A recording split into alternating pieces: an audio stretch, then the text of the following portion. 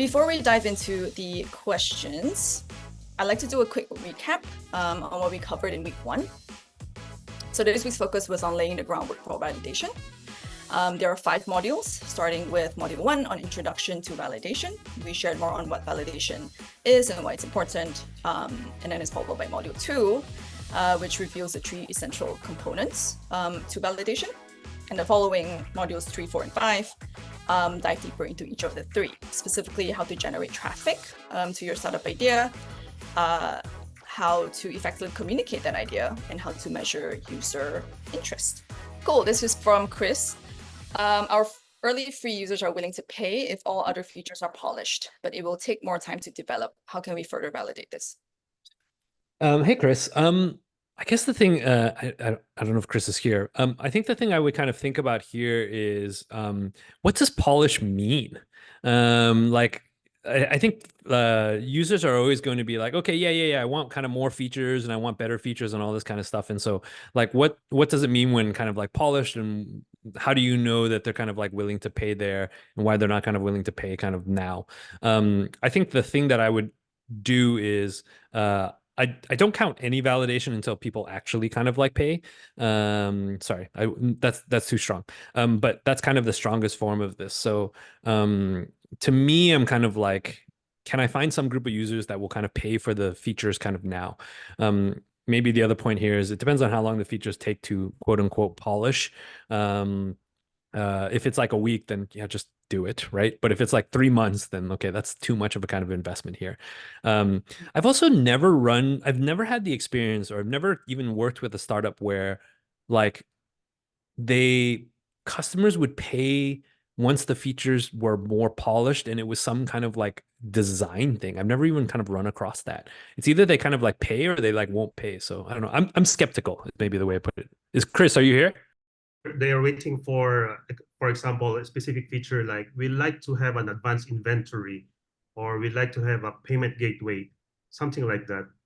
We already have the features from end to end, but those were just basic. And then I told them the analogy that this is just like a bicycle from now, going from point A to point B, but they were asking like more features there. I mean, those are not small things. Those are like pretty big features. And so I think the thing I would kind of think about is does the version of your product now serve, does it serve the problem that you are trying to kind of like solve? And if it serves the problem that you're trying to solve and they're not willing to pay for it, then I think there's that question. And then there's the question of kind of like, okay, if you don't solve them and they need these features to kind of like solve the thing, how long is that going to kind of like take, and that kind of stuff? But and can you get more other kind of like ones? How many people told you they're willing to pay? About 8 now, okay, out of 20 plus. And nobody else is willing to pay for what you currently have? Yeah, they said they are waiting for the features I showed them before, because I created a lot of mockups on Figma and they liked it. Yeah. Why are they waiting for them? Why are the features so important? Probably that's what they need on their end when it comes to payments. Because what I'm selling is a quotation form and they really like it. They've been using it, but on the middle until the end, like putting more inventory and accepting payments. Hey, Chris. Yeah. I would dig deeper. I don't feel like you really understand why. Like, okay, they like it is kind of like, okay, but like the thing you really want to understand is, why do they like it? Why are they not willing to pay kind of like without it? Does it fundamentally not work? Because I would dig a little bit deeper to kind of like understand. If you just build whatever people say they like, you run into this like world where you're just like building infinite stuff and you don't actually know if they'll ever pay at the end of it. So I would dig a little bit deeper, Chris. Right. That's why I'm anxious to build further, because I would waste time. So I'm also thinking of running another survey and offer no, talk to them. Talk to them. Like, get them on the phone. All right. Yeah. Right. Okay. Cool. Thank you, Chris. Hope that was helpful. Okay, moving on. I think this is, how do I build an MVP for a consumer app? Yeah. Is somebody here asking this question and willing to say what it is? I can give you Oh, specifically how to do it. I think I'm still in the very early stages of ideating. Yep. So there's no like fixed thing yet. But and then I think you gave like very clear answers in the course about how to go with like the Wizard of Oz or Yep. MVP if you're doing something B2B. But I was Yep. wondering if I wanted to build something like a Facebook or a BeReal and wanted to validate that besides like the landing page. Yep. Is there anything I could do before actually building out the full app? Oh, yeah. The consumer is a little bit harder if it's kind of a social network kind of thing, right? It's kind of like built into Mhm. it. But maybe I'll tell a funny Be Real story. So maybe like 5 years before Be Real started, I was in San Francisco and I was with a couple of friends. This is gonna sound so douchey. I apologize. I was with a bunch of friends and we started playing this game, which was we had a text thread, and if anybody at the text thread sent a photo to the text, sent a selfie to the text thread. Everybody had an hour to send a selfie back to the text thread. And if you didn't, you had to buy dinner. And basically, the whole point of that was like, we were trying to kind of like make it more authentic. So you couldn't kind of like, I don't know, you had to kind of take a photo kind of wherever it was when you kind of saw that phone. And what I thought was really funny about that game was we just had, there was like a bunch of people that were like, my friends would take selfies kind of like under the table and like in some weird situation because they like saw it late and they didn't want to kind of do whatever. And I remember that was like just like a fun game we played. And if I feel like if I had actually thought about that longer, I probably would have ended up somewhere like Be Real, because Be Real's entire premise is around this idea of like more authentic kind of like photos. And so you can only take it once, you have a window for when to take it and all of that kind of stuff. And so depending on what the product is, you can kind of like, it's not a product, but you can do social experiments that are kind of like that to like proxy the experience. And I mean, it sounds like you're trying to work on a social app. So you can kind of proxy some of these things between your friends and kind of just like see, like if you did that with your friends and it like, you guys were doing it all the time and it was like a lot of fun, then, you know, that's a little bit more evidence that like maybe an app version of this would kind of like work. But yeah, we did that for like a couple of weeks and it was like hilarious. Like everybody thought it was so funny. So yeah. Okay, thanks so much. Yeah. Cool. Thank you, Jason. Right, moving on to the next question. This is from Jenny. What's a good sample size for each round of testing? How long do you see the full validation phase play out? Is it a year, 6 months? It depends on kind of what you're working on, you know, lots of caveats, all that kind of stuff. I think the good sample size is, I mean, first of all, you probably want to get as big of a sample size as you probably can. If it's a consumer app and you're trying to see if people want something and you're like trying to get signups and all of that kind of stuff, to me, you want to be able to get like hundreds, if not hundreds of signups, if not kind of like 1,000 plus. And you know, how long that takes you is actually kind of like more a measure of like how much you're onto something. If you can get like 1,000 signups in like a month, you're probably more onto something. If it takes you a year to get 1,000 signups, okay, that still might be okay, but you know, it's kind of like a bit kind of more. And so there's no kind of like good hard rules around this. You want to kind of you want to be gathering evidence so that you are convinced of kind of the idea that you're working on. So no hard rules, but if you're B2B and you like have like, you know, you talk to like 5 people, that's probably not enough. If you're a consumer, then it's probably like 10x that, but kind of like quite different here. The validation phase, again, totally depends. I have friends who've done validation for like 2 years before they started the thing because they wanted to be really sure. And by the time they actually like started the company, they knew exactly what they were building. And so think about it more as like it's different for everybody. It's different for your phase. The thing you're trying to do is gather evidence to suggest that the thing you're working on is worth your time and worth your energy. And that's going to take however long it's going to take. Okay, moving on to the next question. This is from Ethan. Yeah. We have a couple of customers on paid pilots for our AI agent, both minor customization. How do we Okay. balance between validation / service agency? This is a super good question because people run into this quite a lot. Okay. I think the thing that you're trying to kind of figure, by the way, congratulations getting paid pilots, all of that kind of stuff, always good.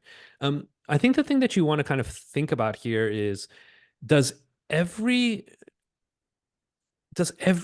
customer want a different customization or not? And long term, you want to be able to kind of be able to hand somebody a product and be like, here you go. use it yourself. And in the beginning, you're willing to do some of this work if you think that it is going to be valuable to other people. So extreme case is every time that you get a paid customer, you have to do some sort of customization that is like a non-trivial amount of time. And it's different for everybody. Then you're kind of like, ooh, this product works for like 60% of people, but I have to kind of like do this change every time. Is this always going to be the case? Then you kind of wonder about it. The best case scenario is you just give them the product and they don't ask for anything, right? And so, and the interesting thing is going to be like, where do you sit in the middle? The way that I would work on this, the framework I would use to make decisions here is I would be willing to do some level of customization for early customers as long as they were like less than kind of like 2 weeks. And if it takes more than that, I would have a deeper conversation with them about why they thought that was like necessary and why they needed it. And then I would have to think about kind of like, once I understood that, do I think other people are going to have this? So what's the difference between you're customizing it for the customer or that they just told you about some new product feature that would be useful to your product? And I think that's the thing you're trying to differentiate. Is this like a just for this customer, or is this actually some sort of feedback that tells you that like, hey, this is like a thing that your product should have? But in the beginning, you don't know, maybe is the short answer. So you're going to do some of this and then you want to be able to like step back and, think about it. Next question. This is for Nur Iman. I showed bigger companies the no-code version of my solutions and they liked it, but they wanted an affordable rate. This is validation. I think I have this in the content somewhere. So validation comes in kind of different forms. So I think the way to think about it is think about this in terms of is evidence, and some evidence is stronger than others. So there is kind of like weak evidence and there's kind of strong evidence. If somebody says they like something, to be honest, I don't count that as like, I don't put much stock in that at all. My mom tells me I'm good looking all the time. I don't know if I believe my mom very much, right? So you have different kind of like values here. Now, so if they say that they like it, that's not nothing, but it's not a lot, right? The thing that would be a lot is, do they pay you? Right? And so if they pay you, okay, that's a pretty strong evidence. So I think the thing that I would think about here is there's a range of evidence, this is probably a weak form of it. They like it, but it wanted an affordable rate. And the affordable rate part too, I think is kind of like, that's what everybody says. So I don't know. I wouldn't put too much stock in that. So no, this is not evident. Like I wouldn't quit my job over this, right? I would probably try to kind of figure out more than this, but it's also not nothing. So maybe that's kind of how I would approach it. The thing I would try to figure out is how do you get them to the point where they will actually kind of like pay for this? What is the shortest amount of things you can do such that they will kind of like do that? This is from Rajesh. Is it more advantageous to validate in a market where the founder has more connections and resources, or to enter a larger market with more opportunities? Depends on where you're trying to validate. Look, I always couple ideas and their target customers kind of together. So if you are working on an idea and you are validating in the home country, then what you're validating is that idea in your home country, right? If you are working on the idea in a different market, then you are validating that idea in a different market. And so they're just like different things. And by the way, even after you start a company and you're doing like geo expansion, you're still validating, right? So, okay, this might work in Singapore, but I don't know if it will work in Thailand. And so you got to go validate Thailand. So validation is this like ongoing thing that you're always going to be doing. But I think the thing here is actually you're just validating two different things. And so the question is, which one do you want to validate? If I'm going to go a step further and being like, okay, well, which one of these things? The thing I always think about is in the beginning, you need a small number of people to pay you or want your thing. And so I'm almost kind of like going after whatever market has that is the easiest small group of people that I can kind of like get. And then I move out from there. An example of this is not an example, maybe a metaphor here is I often think about startups like video games. And to me, I'm kind of like, okay, beat level 1 first. So where is the like easiest possible market for the thing that you are like building, And if that's your home country, then just do that for a while, right? And like build a base in the home country, beat level 1, maybe beat level 2, level 3, or whatever. And then you get to a certain level of kind of strength and you level up or whatever, and then you can go beat the like the later levels, which are maybe these larger markets and that kind of stuff, right? And so to me, I'm kind of like, hey, beat it level by level, kind of start off this way, rather than just go to the place with kind of like the biggest market. You can actually validate 2 markets at the same time. It is possible too. You can actually like, I mean, just take your idea and just see which, I'm guessing you're doing it on country. Just test your idea in both countries and see which one it has a higher likelihood of kind of like signing up and paying and all that kind of stuff.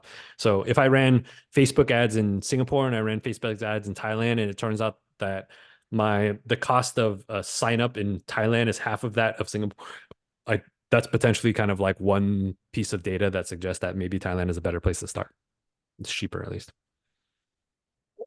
Okay, I think that kind of goes into this next question. How do I know that I'm looking at the right initial target market and ensure that their needs are unique and pressing enough for our solution? You're basically in the right initial market if you're growing fast, right? And so, I mean, almost kind of like by definition, you're in the wrong market if nobody wants the thing that you're selling, and you are in the right market if everybody wants what you're kind of like selling, right? So the way that you know is, are people buying? Are they signing up? Are they like engaging with you on this? And you know, that's the easiest way to tell. If they are, then you're in the right market. And if you're getting crickets, then you're not. Cool. Moving on to the next question. This is from Sapacit. I ran ads to generate traffic and got over 3,000 plus installed, but few people paid for my app. What action should I undertake to debug the interest? Okay, great question. A couple of things that I would suggest doing here. So, there's 2 fundamental problems that jump out of me, and you don't know which one it is yet. So this is what I would think about. One is, it could just be that your monetization or kind of like upsell sucks. So it could be that you have 3,000 people installed the app, they're using the app, and you're like asking them to pay at the wrong time, or the value proposition that you're providing that they should pay is wrong, or whatever it is. But basically, whatever you're doing, whatever you are asking them to pay for is kind of the wrong thing. So it could be that. The other thing it could be is that you just have the wrong people. So it is possible that you got a bunch of people to install the app, but they're all people who would never pay for anything as part of the app. And so in that case, you're just targeting the wrong people. It's also possible it could be both of those things. And I think the thing that's challenging with the startup is that you kind of just like don't know.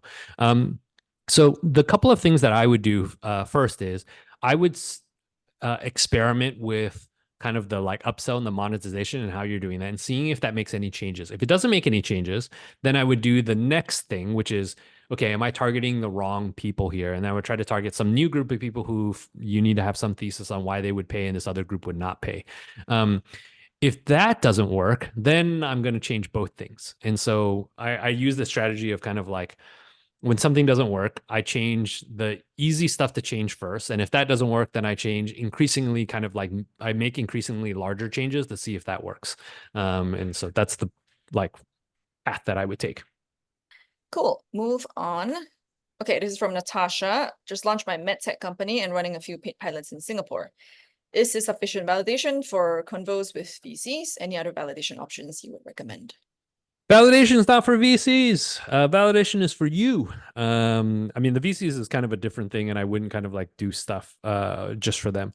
I think the question actually then, if you take validation out of it, I think the question is actually kind of like, hey, if I have a few paid pilots, can I raise money? I think is actually kind of a better question. I just take validation out of it. The answer is yes, but it also might have been yes before paid pilots, and it also was going to be yes after more paid pilots, right? It depends on the investor. So some investors, if you're working on a medtech idea that an investor like really believes in and has been looking for their entire career, then they're probably invest in you before you did a paid pilot. If you're talking to an investor who has never heard of what you're working on, doesn't really know anything about it and all that kind of stuff, then you need to provide more evidence that this is what you're working on is promising, and then the paid pilots will help. And so, you know, I think if that's the kind of question, then I think that's how I would kind of think about it. More evidence, always better than less evidence, but you know, you could potentially raise money before you do this. You could raise money kind of after you do it. It's okay. Maybe the thing I'll say for everybody is there are no rules with raising money. There's no like minimum amount of users. There's no minimum amount of kind of revenue to like before you can start talking to VCs. If a VC wants to invest, they want to invest. That's kind of like, that's all it is. Any other validation options? Paid pilots. I mean, you know what's better than paid pilots? Recurring, not paid customers, not pilots, right? So, I mean, if I'm in your stage, I'm trying to get as many paid pilots as possible, and I'm trying to convert the pilots into actual paying customers. And then what's better than paying customers? Retained paying customers are even better than that. But, you know, that's all typical normal business stuff. You're just trying to work through. So the question is, if I don't bother about paying users, as long Yeah. as the users are happy with our main feature, Yeah. is it considered valid? So How do you know they're happy? That's the It's trick, based on right? So, huh? It's based on their feedback and they're actually using it. Oh my gosh, the number of people that told me they're happy and then would not pay for a damn thing is like insane. I'd be a billionaire if that wasn't the case. Don't trust what anybody says. You only Since trust you're what still they on do. We are still on the MVP stage, Yeah. like a beta. Sorry, I don't understand why that makes a difference. I'll type it on the chat. No. I understand what you're saying. I think what I'm saying is Okay. that doesn't make a difference. Like the only ways that you really know that customers want what you're making is they pay you or they keep using your product. That's the only two ways. Like I don't trust anything anybody tells me, right? Again, Right. as my dad used to always like to kind of tell me, everybody that works for him thinks he's really smart. And as the thing I used to say to my dad all the time, it's like, yeah, no shit, they work for you. Like, don't trust any of them, right? So the thing I would care about is, do they pay you? And then retention rate is the number one kind of like measure. So any product that you're running, if your retention rate is high and they're using the product on a recurring basis, you're probably in good shape. If a ton of people use it once and then never again, they don't like it. That's it. And that's no different for MVP and beta stage. Right. They've been using it for 2 months now, so it's okay. Yeah. Yeah, but for how long? Like, how often are they doing it? Like, are they using it every day? Are they using it kind of like? Yeah, they are. They are using it, yeah, actively, yeah. You need to be able to define active. Chris, I'm pushing you. I don't believe you. And the reason why is if you really understand whether they're using it or not, you can be like 80% of the users are using it every 2 days. Okay, to better understand, this is like a minified version of Shopify, but for services. Instead of them creating their own website, they use this as the order form. So they are actively selling on social media, and then they take orders using our form. Sure. Yeah. That and has no impact on what I said. Yeah. They should use it every day then. Yeah, almost every day. They what percentage of your users are using it every day? 8 out of 20. Okay. You need to get more users then. 8 out of 20 is not bad, but you need to get more users. Okay. Got it. Actually, you should also try to figure out how many transactions you're doing, because that's the real thing. I mean, if your Shopify is basically measured by GMV, like how much commerce goes through their platform, and if you can keep the commerce going up through the to the right, then you're probably in reasonable shape. But commerce is the thing that matters to you the most. It's GMV. Okay. Cool. Thanks. Okay. Thank you, Chris. Moving on to this next question from Adam. Yeah. How to validate an idea aimed at bigger enterprises that needs their data to build it. They want a product. Smaller companies don't have the same problem. Enterprise sales. I mean, I think I'll be a broken record here. You guys don't actually need to build a product in order to sell the product to people, right? You can. We invest in tons of companies, and the first thing that they do is before they build any product, they go and try to sell their product to a bunch of enterprises. And that is a way to kind of figure out what kind of product these enterprises want. And then so that they have a really good idea of that before they actually build the product. The thing you want to avoid is you spend 6 months building a product, then you go talk to enterprises, and then you find out they don't want what you built. That sucks. So the thing you want to do first is you want to go try to sell the product before you built it. And you can get on phone calls, you can talk to them about it, you can show them one pagers, you can do all of that kind of stuff to kind of convince them. And yeah, The way that we typically have our companies do this is you can do a lot of LinkedIn outreach. So you can message people at those companies. You can see if they're willing to get on a call with you. If you message 100 enterprises and none of them want to get on a call with you, that probably means they don't care about what you're building. And you can reach out to another 100 with maybe kind of a different value proposition and see if they kind of care about that. Maybe I'll tell a story of one of the companies. So we had this company that did crypto payroll. This was like years ago. And apparently a lot of crypto companies wanted to pay their employees with crypto. Makes sense. But the interesting thing was they needed all of the payroll software like normal because they need pay stubs and all of this kind of stuff. So we invested in this company. It was like 2 weeks old. They just like had this idea, and they came to the batch and they were like, I don't know what we're going to do during the batch because we have to spend 3 months building this thing. And I was like, yeah, you're not going to build the thing. And they're like, okay, well, what do I do? And I said, well, just go act like you built the thing and then go try to convince people to use your payroll software that you haven't built yet.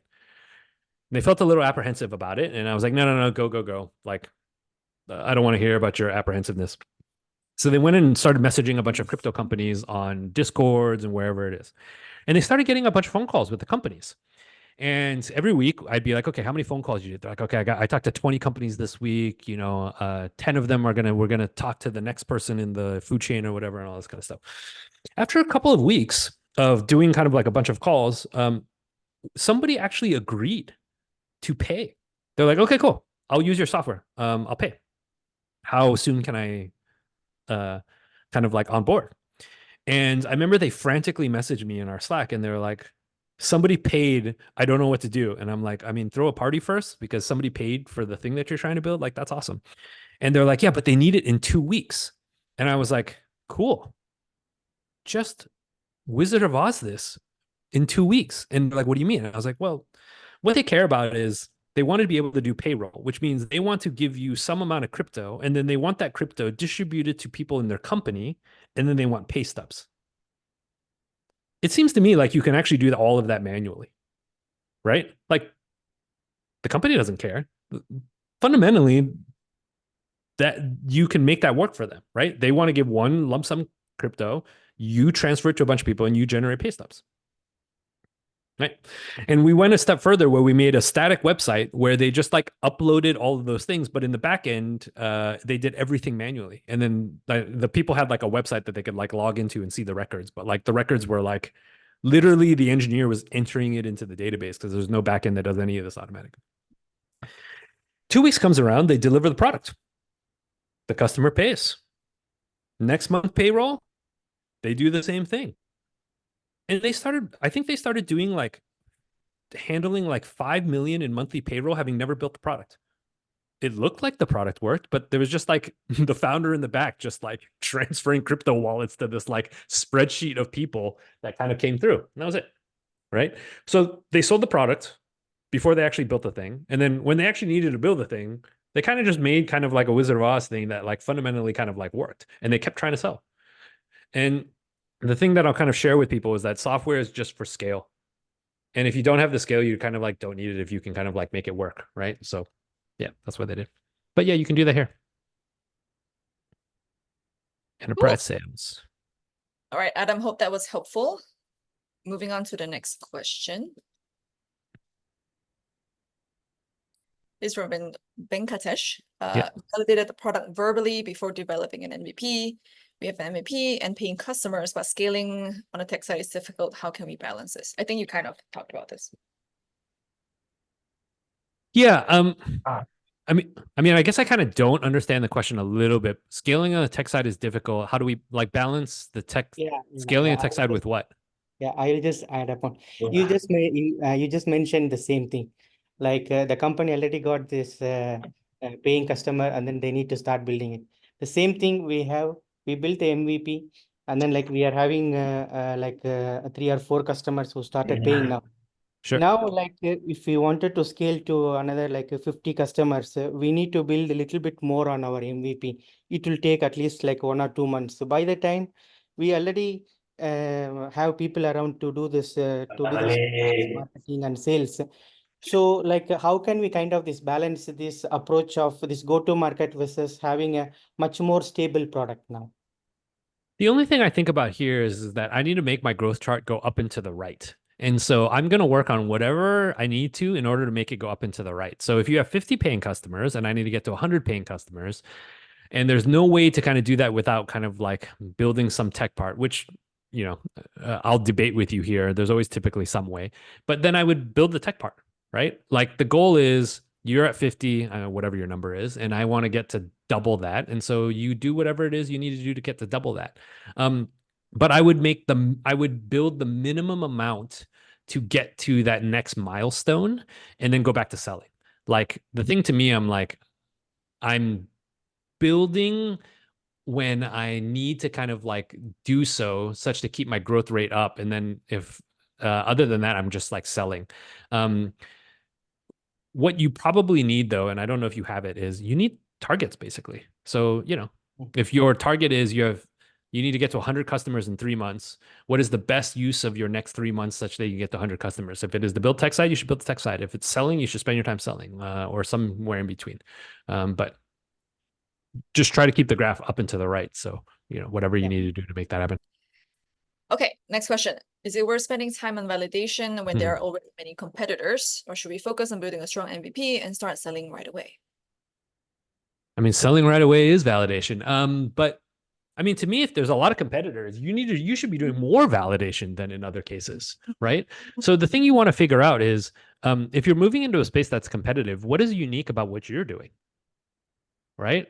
Like imagine if I'm like, I mean, I'm in Singapore right now. It's like, okay, I want to start a coffee company. It's like, well, there's a lot of coffee companies, right? And so the thing I would try to figure out is what's different about my coffee company than these other coffee companies, and validation is a way to kind of like figure that out. So I don't know. It's my coffee company needs to be able to like compete with Starbucks on some kind of thing. And so what is that? What I should not do is build a coffee shop and then just work really hard on kind of like having a coffee shop, I guess. Like that doesn't make any sense, right? So the thing you're trying to figure out as part of validation is what is your competitive advantage to these competitors.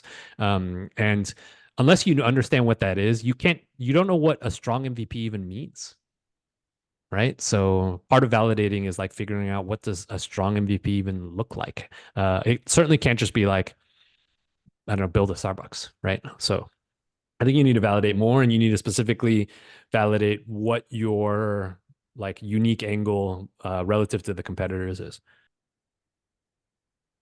This is from Pia Chart. For a marketplace idea, if the target buyers don't purchase a product frequently, so less than 5 times a year, should I validate it with ads, landing page, sign up flow? Yeah. At any given moment, there's, I mean, if there's a lot of people that purchase this thing, at any given moment, there's somebody who on that day is in one of the times that they're going to purchase that year, right? So I don't see why this would be like a bad way to do it. It's like one of those things where it's like, I don't know, June, how many trips do you go on a year? 3 or 4. Great. June goes on 3 or 4 trips a year, but there's, 30 million people in Malaysia. At any given day, there's somebody that's going on it that wants to kind of book a trip. So yeah, you would still do ads. You would still kind of do the same thing. So yeah, I would still do this. It's not I don't think it discounts it. Thinking about doing this for the sign up, or sometimes it's like urgent purchase that they kind of want the product that in that moment, right? So for the sign up, they not gonna get a product. So should I build something like maybe easy MVP that make them kind of that's the whole point. Yeah, it's so funny. People in Southeast Asia are so shy about asking people to sign up for something that doesn't exist. Like in San Francisco, we build so much fake landing page stuff that for products that never get built, and like it's like not a big deal at all. Look, no, you don't need to build anything. Like just have a landing page that explains what it is. I go even further, and I have designed for an app that has never been built before, and people sign up for it, and nobody's ever been upset. Even in Southeast Asia, I've done this a bunch of times in Southeast Asia. Nobody's ever upset. And I just tell them after they sign up and stuff, I say, hey, we're working on kind of the product. I'll let you know when it's ready. Can I ask you a few questions or whatever that is? And everybody's fine. No, don't build anything. Okay, thank you. Got it. Yeah. Thank you for the insightful answers. What is your experience with actual customer acquisition costs for B2B SaaS startups? So average 20K per ticket at seed stage. What is your experience with actual customer acquisition for B2B startups average ticket at seed stage? I mean, I haven't run a startup like this. Is that the question? I guess where's the question coming from? Like, what are you trying to understand with this question? What's because for modeling for say investors are asking us for like a 12-month financial model, and so we have some estimates of our customer acquisition cost. Yeah. And so we need to. What stage are you in? What's the Like benchmark? how long have you been working on this? This one actually is 3 months.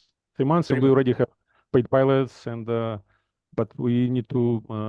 We have like a few hundred potential customers, and we estimate that so to justify actually some like 12-month calculations, Got we it. like to benchmark. And the investors are asking for a financial plan? Yes. Where are you Correct. based? Yes. Singapore. Okay. Okay, don't say who the investors are. Man, the investors you're talking to don't know what they're doing.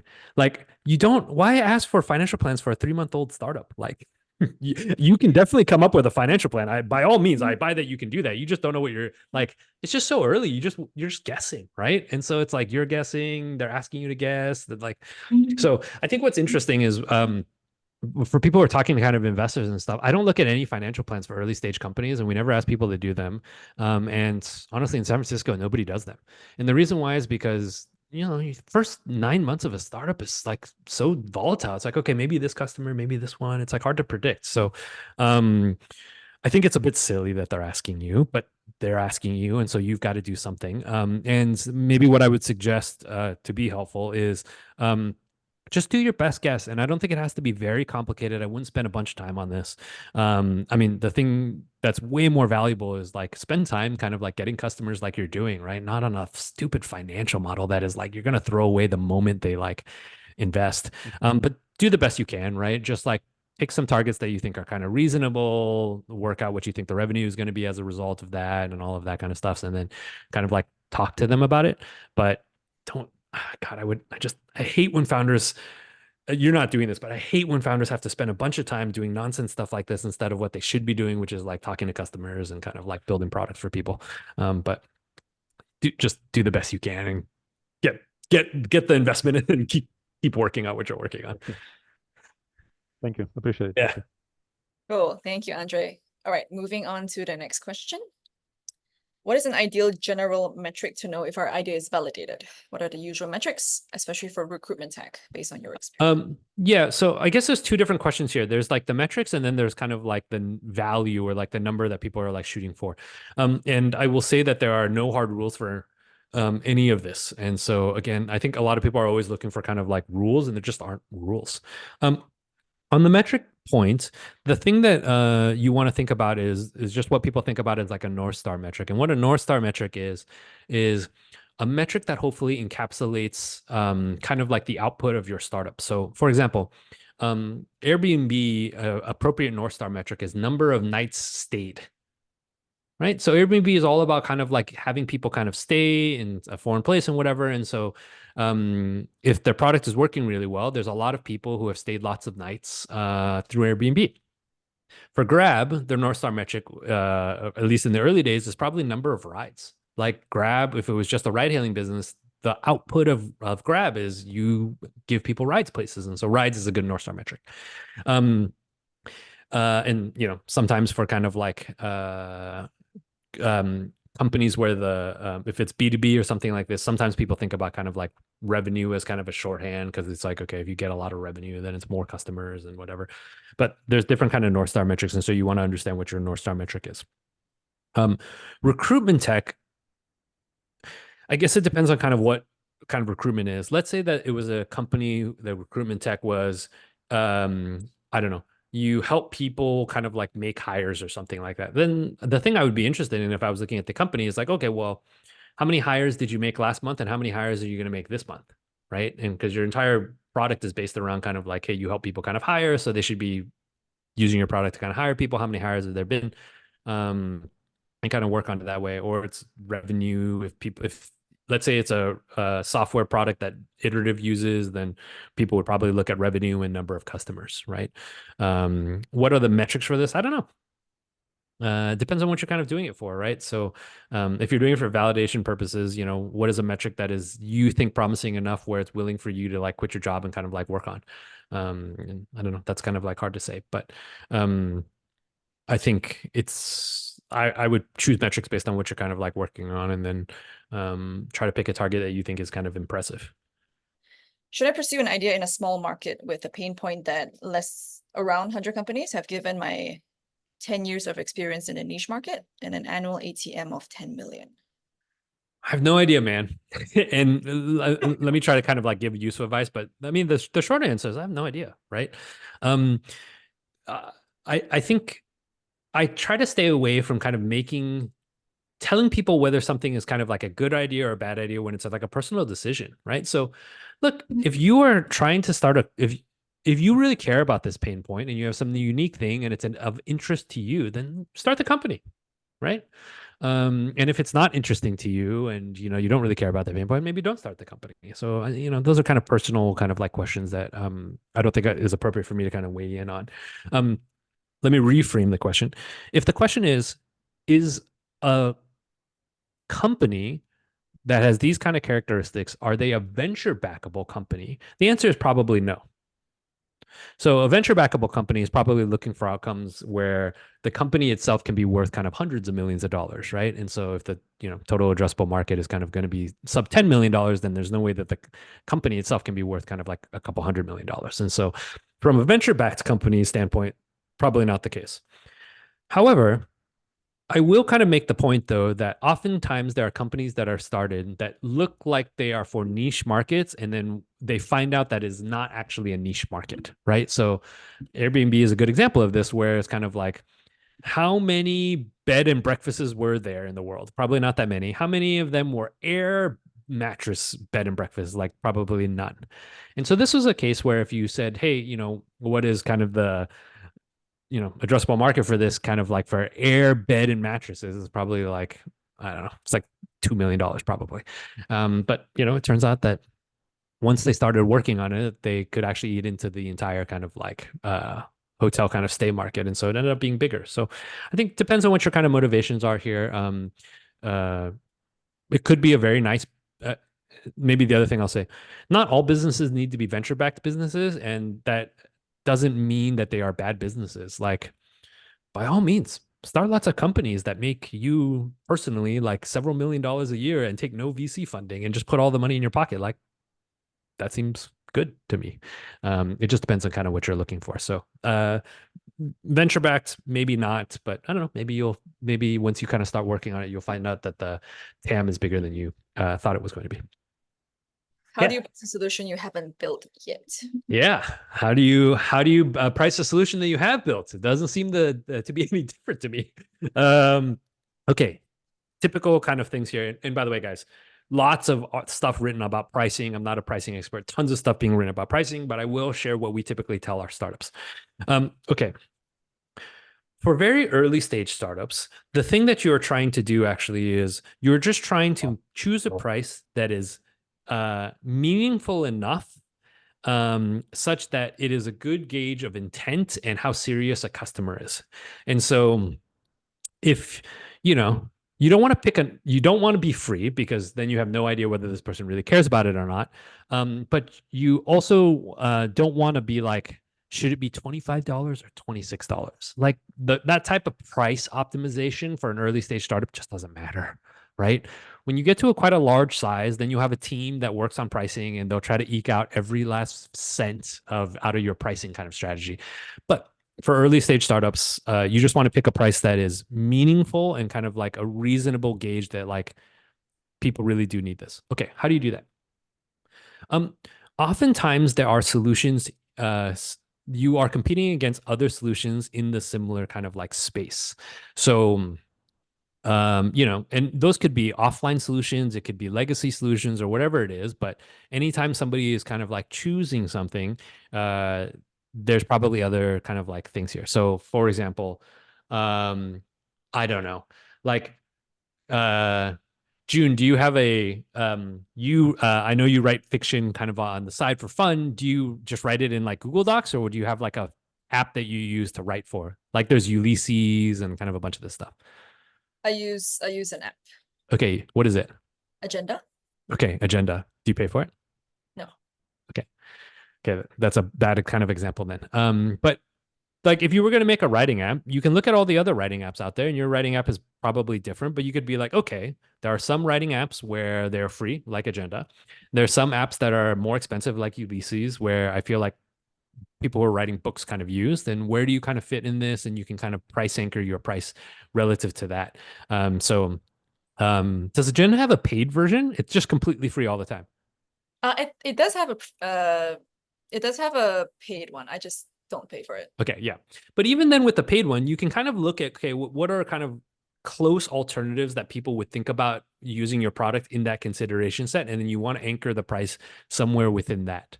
And I would just pick a price kind of from there. So if you're building a writing app, I would look at Agenda. Okay, what is that paid one there? Okay, what is Ulysses? Like, what is the world of writing apps, and what are the different prices for all of them? And then based on the target market you're kind of going for, what is kind of like a reasonable price kind of within the range of the other apps that are that way. And I would just pick it and go. Don't spend too much time on this. And by the way, that framework is the same even after you've built the product. Like actually building the product doesn't actually make a difference, right? So that's interesting. Cool. Okay. Last question. Yeah. It's from Jeanette. Yeah. I'm in a place where residents can share services and experiences with should I ask people to pay to be on waitlist?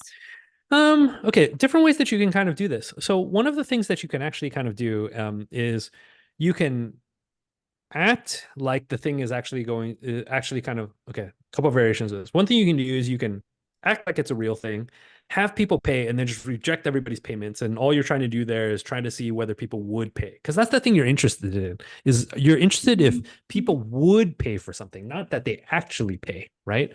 So here's an example that I give all the time. We had a company that was doing buy now, pay later in the Philippines. This was like 5 years ago when buy now, pay later was like really big. He wanted to test whether Filipinos would actually take on these type of loans for consumer goods. So he created a Shopify page with sneakers, and he put all of the like hottest sneakers on there because he knew people would hunt for these.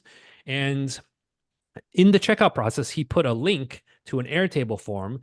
And the link basically said, hey, do you want financing for this sneaker purchase? Go to this Airtable form and fill out this information, which was basically KYC. And he didn't actually care anything about the sneakers. He didn't own any sneakers. The point was he just wanted to see how many people through this purchase process would actually click on this financing link, and how many people would actually give kind of like somewhat personal information on kind of like income and all this kind of stuff in order to get the financing. And what he did is he allowed people to go through the entire thing, but he rejected all of the actual payments. And he was just like, oh, sorry, the shoe sold out. So he didn't take anybody's money. That's a moral ground I will not take. I won't kind of like, take people's money for it. But all he wanted to know was whether people would pay or not. And so he got a bunch of information around kind of like who would click on this and what their information was. So kind of dawns on me that you can probably do kind of like a similar thing here. I would probably do this. You could make a landing page and you could get people to be on the waitlist and see if they would sign up. And you can kind of do that first.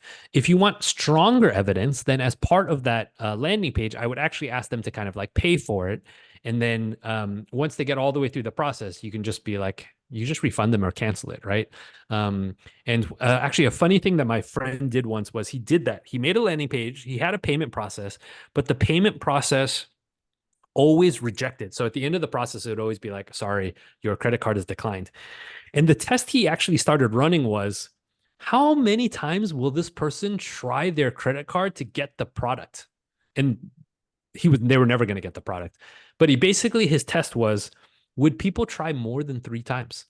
Because if you are willing to try your credit card 3 times to get a product, you probably actually really want the product, right? Like, I don't know. I'm just picking on June, but it's like, If June is trying to pay for some product that she doesn't really want, the first time it doesn't work, she just leaves, right? But if you tell June you have Taylor Swift tickets, June is trying all of her credit cards, each of them 10 times, right? And that's a pretty good indicator that like June really wants Taylor Swift tickets. And so that was like a funny hack somebody did, was he just basically had Stripe reject every credit card, and then he just counted the number of times people tried their credit card as a measure of like how badly they wanted the thing. So I just thought that was funny. Cool. You could try that too, I guess. I would. I would try lots of times to Yeah. get. All right, maybe can I just ask like a follow-up question? Like say you have all these people on waitlist, and then like you have all these overwhelming like people say, I want this product, for example, but then how do you do it in such a way that it wouldn't ruin your reputation or the brand's goodwill? And that's very easy. You're not going to ruin it. And the reason why you're not going to ruin it is how many people are on your waitlist? Just make up a we number. haven't really counted, but like it's been people telling me like, can you just build this thing that like, how many people? Well, just make it up. Just make up a number. Like 10. Okay, great. How many people could potentially want your product? I haven't really. It's a lot more than 10, right? Yeah. Yeah, I mean, you're gonna, if 5 million people potentially want your product, you're not gonna ruin your brand because you pissed off 10, right? Like it doesn't matter. Yeah. And I think this is the thing that's so great about the internet is two things. One is that all of the users that you potentially could have are all in the future, right? So I'm not advocating treating people like shit now or anything like that, but like most of the people are going to come in the future. And so I just wouldn't worry about it very much. And then the second thing that I think is great is everybody on the internet forgets everything. Like you signed up. I'm sure there are products that you signed up for last week and you don't even remember you signed up for them anymore. Right. So I just wouldn't be that afraid. It's a very normal response. I was very much that way when I started. And then after I started doing this more, I was like, even people who I treated really well did not remember me 3 days after they signed up for the product. So I'm like, okay, cool. Nobody remembers anything. Right. So I wouldn't worry about it very much. Maybe I'll tell another story here. I don't know how familiar people are with Xendit. Xendit is Stripe for Indonesia. They're a multi-billion-dollar company, right? We had Tessa, one of the co-founders, speak to our batch, and she told us the early story of Xendit. Xendit in the early days, it's just like Stripe. You can just think about it that way. It only worked 30% of the time. So you imagine if you are a payments processor and it only works 30% of the time. That is a horrible product, like horrible. And they released it and only worked 30% of the time. And she was the customer service. And so she was telling the story about how all day she would just have people screaming at her that the product sucks and it doesn't work. She's like, I'm really sorry, we're working on it. And she was working on it. Like she was doing her best. But they just like, she was like, our engineers kind of like didn't know what they were doing and we couldn't figure it out and whatever. And everybody kept yelling at me all the time. And the funny thing that she said was, and then at some point, for everybody that called me, I went and checked whether they kept using the product. And the funny thing that was people would yell at me all the time and they would still keep using the product. And she's like, that's when I figured out that we were really onto something because my product sucks, like objectively sucks. But people need it so badly, they still used it, right? Xendit's still $3 billion company today, right? So none of those people kind of like, and so again, not that you're trying to kind of like treat people badly kind of for bad reasons, but I just wouldn't be afraid of it, I guess. And, you just try to do the best you can, right? So, yeah. Does that help? Yeah. Cool. Thanks, Jeanette. So build something, then ship it, and then like see what comes back. Yeah, just don't be afraid of it, right? Like the best thing you can do is get it in the hands of people. And if, the best thing before that is you just want to make sure that people want this thing before you actually spend.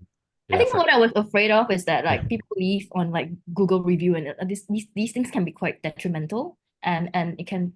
A funny hack that I've done in the past for this is I just would have generic domain names and then I would try all my experiments under the domain names. And if I ever launched them, I would just change the name and then launch the product. Right. So, I mean, there's just like a million ways you can get around this. Okay. Are you scared still? Yes. Okay.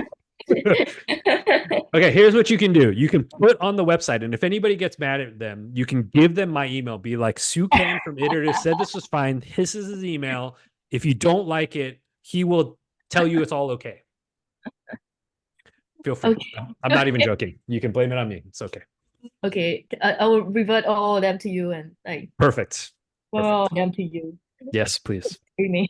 Okay, got it. Last one. How do you judge whether it's better to charge a recurring subscription fee versus a one-time lifetime fee?